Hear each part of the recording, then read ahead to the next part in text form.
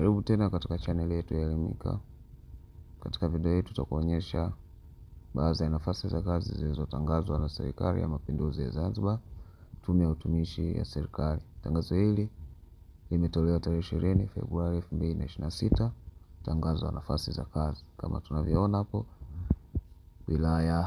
Wizara ya Kilimo, Umwagiliaji pamoja na Maliasili na Mifugo. Nafasi ya kwanza ni afisa kilimo daraja la pili. Nafasi 3 kutoka Unguja. Tunaona hapo kuna sifa za mwombaji.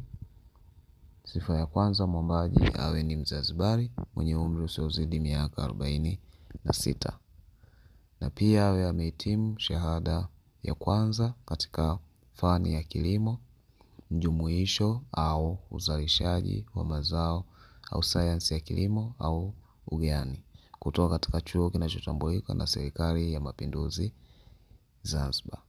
Nafasi ya pili ni daktari wa mifugo daraja la pili. Hiyo ni nafasi moja, kwa hiyo anahitajika ni mmoja, na tunaona mahali ni Unguja. Afisa mipango na usimamizi wa miradi daraja la pili, hapo nafasi inagombaniwa nafasi moja, mahali ni Unguja. Naweza ukapitia taratibu sifa za mwombaji. Baada ya hapo, nafasi ya 4 ni afisa utalii daraja la 3.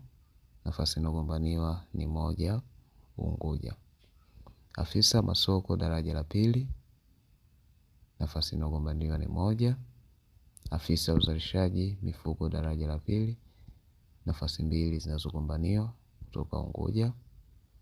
Afisa kumbukumbu daraja la pili, nafasi moja. Afisa wanyamapori daraja la pili, nafasi moja, Unguja. Wizara ya Utalii na Mambo ya Kale, tunaona nafasi moja ambayo ni afisa uhusiano daraja la pili, ni nafasi moja ambayo inagombaniwa. Sifa tunaona awe ni Mzanzibari mwenye umri usiozidi miaka 46, awe amehitimu shahada ya kwanza katika fani ya uhusiano wa kimataifa kutoka chuo kinachotambulika na Serikali ya Mapinduzi Zanzibar. Jinsi ya kuomba: maombi yote yawasilishwe kwa njia ya kielektroniki kwenye mfumo wa maombi ambao unatambulika kama Zani Ajira kupitia anwani ifuatayo. Na maombi hayo ni kuanzia tarehe 20 Februari mpaka tarehe 6 Machi 2026. Ili kuweza kupata tangazo hili, basi utakwenda katika website ya utumishi wa Serikali ya Zanzibar ambayo unaweza kuipata kwa anwani ya www.zaniajira.go.tz. Na anwani naambia kwamba barua za maombi zitumwe kwa anwani ifuatayo kupitia mfumo wa Zani Ajira. Tunaona Katibu Tume ya Utumishi Serikalini SLP, naweka hizo namba ni 1587 Zanzibar.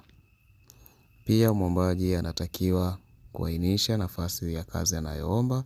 Mwombaji pia atakayewasilisha, nasema ni progressive report au statement ya result pekee, maombi yake hayatazingatiwa. Kwa hiyo anatakiwa tumie vyeti halisi.